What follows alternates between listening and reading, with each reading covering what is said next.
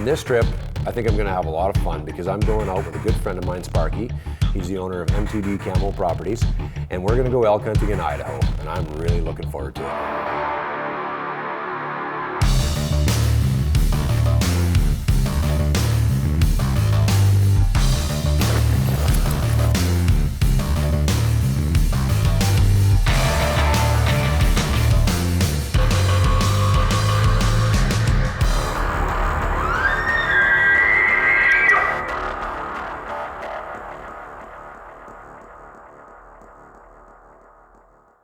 Live on the edge, 'cause brother, win or lose, it's all in what you do with the chance you're given. Yeah, through the wind and rain, you feel your heart pounding. You got one shot, what you got? Tell me what's it gonna be? You gotta make the most of this opportunity. If others fail, make sure you succeed. On the edge. The Edge is sponsored by Seek Thermal, Prime Archery, Cabela's, Hornady, Vortex, High Mountain Seasonings, Browning, G5 Outdoors, Stealth Cam, Grizz Targets, Hawk, Jim Bowes Archery, Driving Force, The Enforcer, Plano Field Locker, On the Money, and Outdoor Edge, makers of the sharpest, strongest replacement blade knives.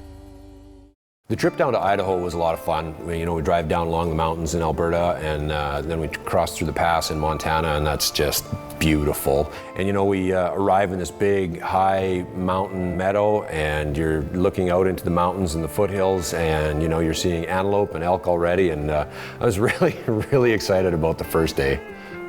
Well, I've been hunting elk for 30 years. I really got serious about it, probably 10, 12 years ago. I love the challenge. They're the most exciting of all the animals to hunt. They're big, they're vocal, but they're also super elusive. And I've probably taken 20 elk over the years, but you know what? I've never got one with the bow. And so I was thinking, I think Idaho is going to be really good. I'm going out with a super professional Sparky, and he's got a lot of game on his properties. And I'm thinking that this is going to be good. Sparky's been a good friend of mine for a long time. Even though Sparky is taking us on this hunt, we didn't really want to be guided. So we said to Sparky, hey, you take care of the other guys, take them out, go elk hunting, do your thing. We're gonna kind of take over this ridge. The wind was moving this way, coming up the draw. But now that we've come up the edge of this little face here, we're gonna get up on top of a bench. It's coming down this way over the top like this. So we're just gonna have to really make sure we keep the wind in mind. Straight down the hill.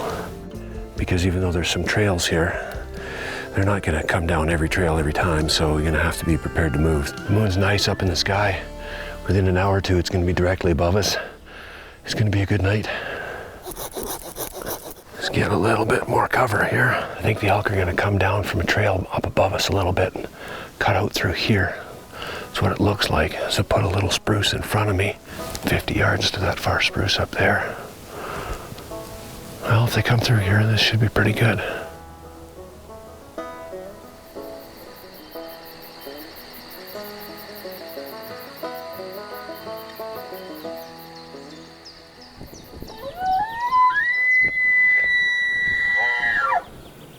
I can't tell what's down there. It's still too dark, but I can sure tell what's up there. A bugling bull. So we'll make our way up that elk trail, keep the wind in our favor, wait till it gets light enough. See if we can get him to come in. Sounds like maybe 300 yards, maybe. I'm gonna swing a little bit more downwind of him. See if we can't suck him in with some cow calls.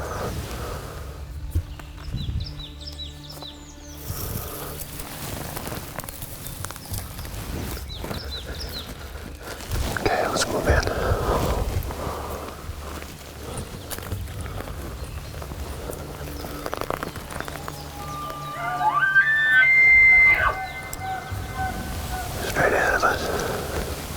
He's moved a little bit that way, so we better get up there a little more.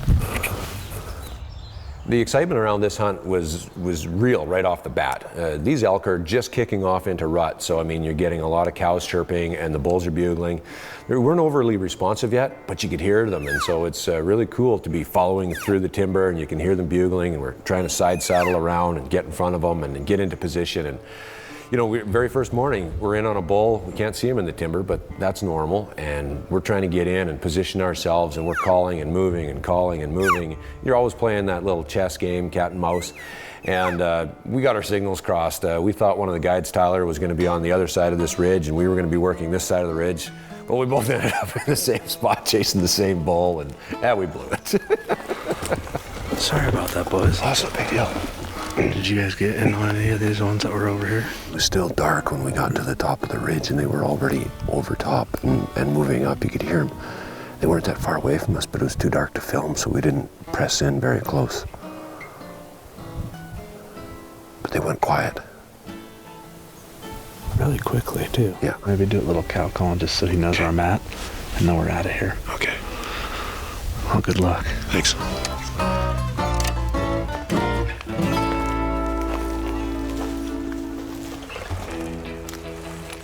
Looks good. Fresh tracks right here. They came up and then swung on this bench and headed that way. There were some other hunters way back over there, and I think they got too high and their wind got onto the elk. Well, here's the tracks heading straight down over this ridge. Day 2 was pretty uneventful. We didn't really get any close encounters with the elk, but we sure learned a lot. We had found a little bit more of their travel patterns, where some water was and where the elk were moving. And even though they're pretty unpredictable, they still remain the same. They're going to feed down low, go up high to bed, and find some water in between or during the day. This is a nice spot to hunt. There's lots of elk. We just need to figure it out so that when we come back in the morning and we hear them, we know where to get in front of them. Sometimes you gotta burn a little bit of ground to figure things out. This segment brought to you by Stealth Camp.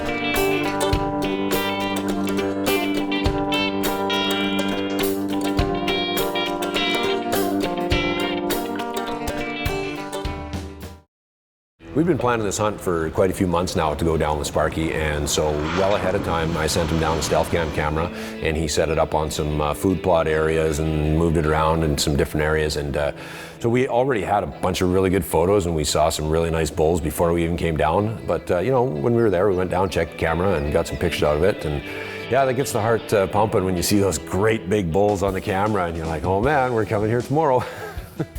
243 pictures. Really? Yeah. Yeah, we'll have to ask Sparky if he came and just checked it. Yeah, it could He be. may have. Most of these elk file right through here. So I would almost put it, yeah, I'd almost put it just like that. Okay, sounds good. Looks pretty good.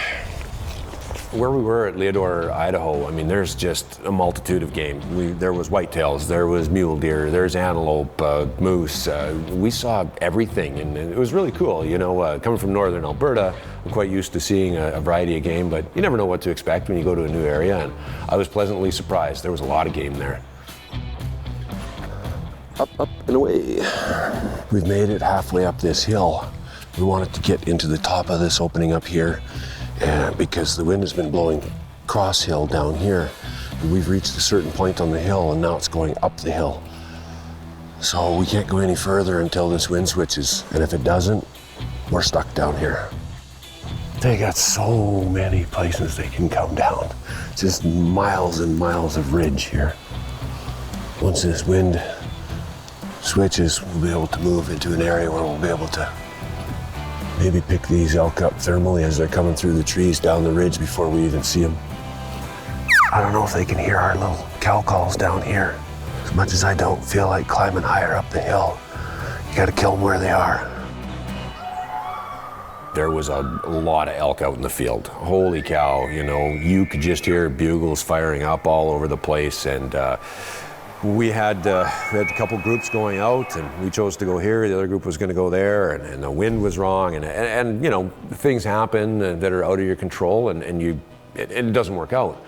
But when we saw that things were unfolding poorly, we decided that's it. We're going way back in there. We're going to try and get way ahead of these elk. But with all the exploring we'd done in the first days, we knew where they were going. So we got in and around ahead of them, which is what you got to do when you're elk hunting. You got to move a lot and you got to be prepared to move fast. I think going over the top will take us longer. I think going around will be quicker because it's nice and easy to walk in.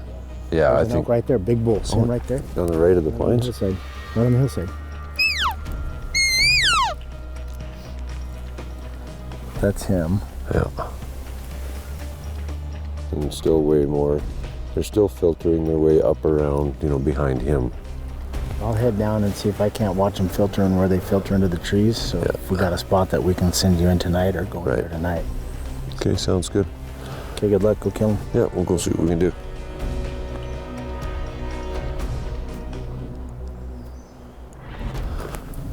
He's running now. The rut was not full blown yet. The big herd bull was still in charge of the herd, and the satellite bulls, he was keeping them at bay, but they weren't saying anything, they weren't challenging him, and there was no other big bulls had moved in on this guy's group of cows. Sounds like they've moved a little bit more on us. There's a cow there.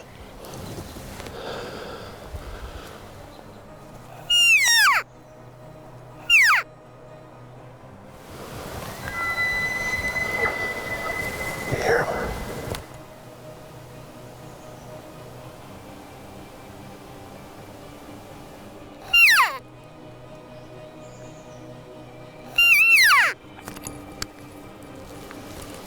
I can still hear the cows right here. I can see a bunch of them over there, straight below us.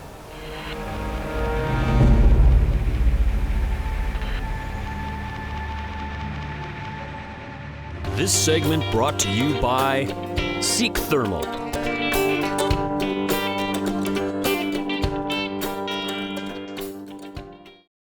So, here we are in a tight, close encounter, about 100 yards away from all these elk, and there's like 5 satellite bulls running around. See 2 bulls down there about 150 yards away.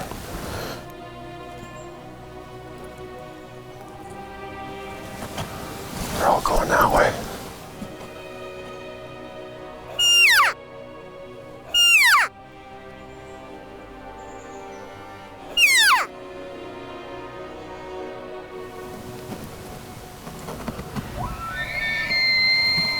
The big herd bull, and would have happily shot any one of them with my bow, but he was controlling everything and he wasn't letting those bulls leave, and he was keeping everything tight. And man, it was just bad luck, bad timing. And if I'd have been a guy that practiced out to 100 yards, maybe I would have taken one of those shots, but no, that's not me. That was way outside my effective range, and we just had to let him go. But it was really cool having a big bull standing right there bugling in your face.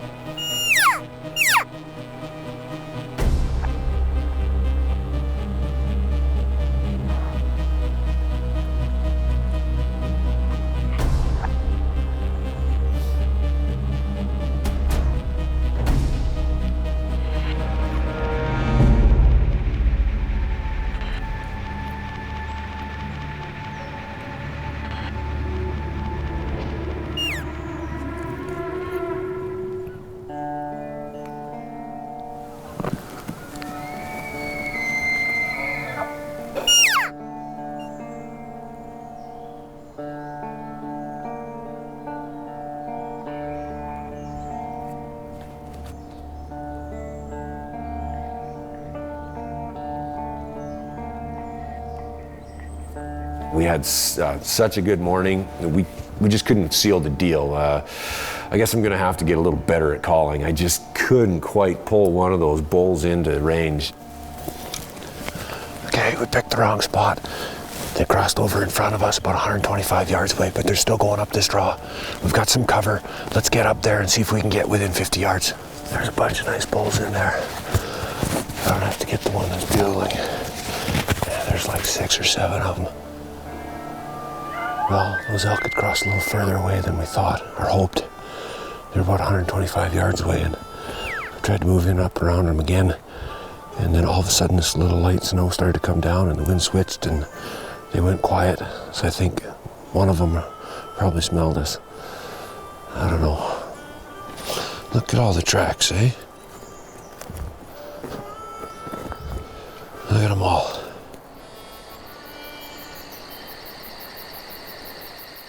The next morning, we came up with a very similar plan as the day before. We were going to go up high, the other group was going to go down low, and oh man, the plan was working perfectly, except for the fact we didn't realize there was other elk on the other side of this hill until we got up high, and then we're like, oh my gosh. Cows are right in there. There's more coming from way out there too. The guys are down there, they didn't realize they're on the other side of the hill, and we got this horrible crosswind going. And they're moving into a position because they've located these bulls in front of them, and they're moving in on these bulls and going to call them in, which was going to be perfect. But they didn't know that there was a large group on the other side of this hill. We could see them from our vantage point way up there. So Matt and I are up on top of the hill, like, you know, secretly going, don't go there, don't go there.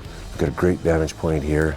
I'm watching 2 bulls that were fighting out there, and they're cutting across down this way. There was 80, 90 elk out there, and I mean, there's just bulls lighting up all over the place, and it was just amazing to watch until they got the other hunters' scent. And then it was like, off they go. And when they start going, they pick up the rest, and just, you know, more elk just keep going. This segment brought to you by Jim Bowes Archery. So we're up high and we're watching it all. And I started calling, and I started challenging the biggest bull, and did a lot of loud estrus calls as well. And you know what? I was able to turn him. That bull is huge. Oh, he's giant. What's it gonna hurt now?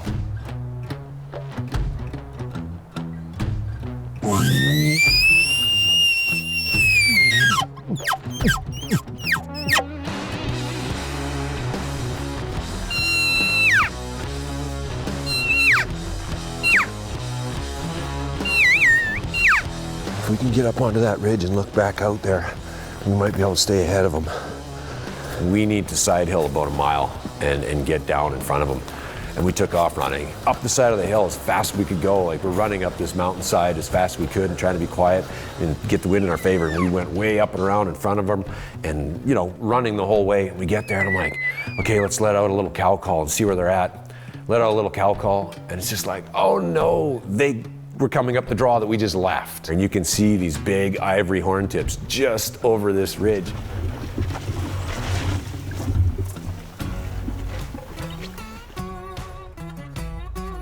Probably had a brief second for a shot opportunity at about 60 yards, which, you know, was within my range. But, you know, as soon as I bust out from behind a tree and I come to full draw, he's like, yeah, gigs up when he's gone. And it's just like, I'm pretty sure you can see the exasperation on my face. Son of a gun. We hustled in to try and get a shot here at maybe 50 or 60, and he didn't stick around.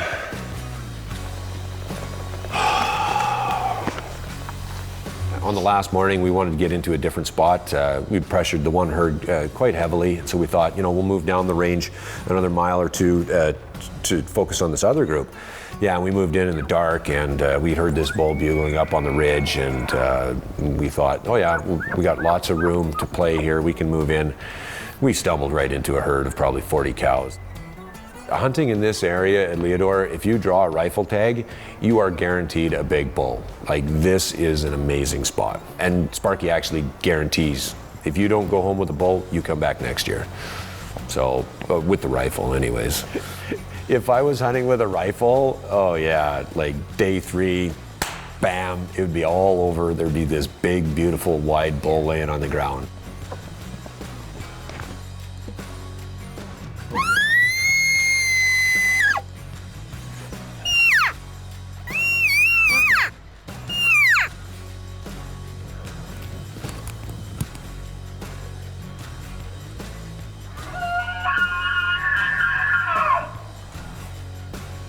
Well, obviously I didn't get an elk this year down in Leodore with Sparky at M2D Camo Properties. But you know what? We're coming back next year. I'm really looking forward to coming back next year, because as a matter of fact, I know this. The season's over, And that big bull that we had all of our encounters with is still alive. Look out.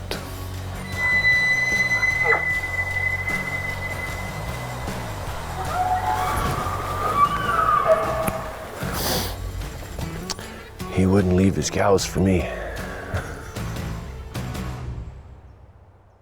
If you'd like to know more about M2D Camo Properties, you can check us out on the web at m2dcamoproperties.com or call us for more information at 509-499-4861.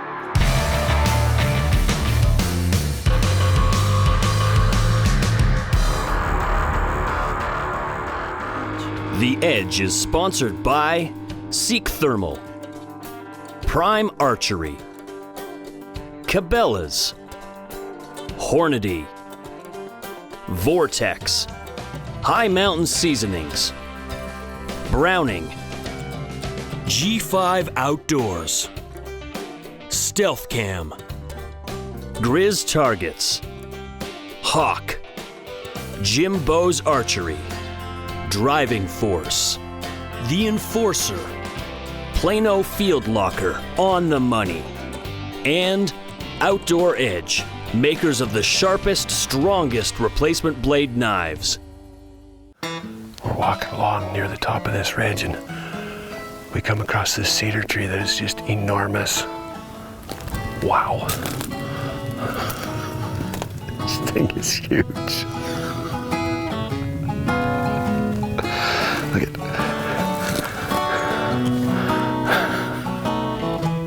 looks like it's gonna come alive and talk to me.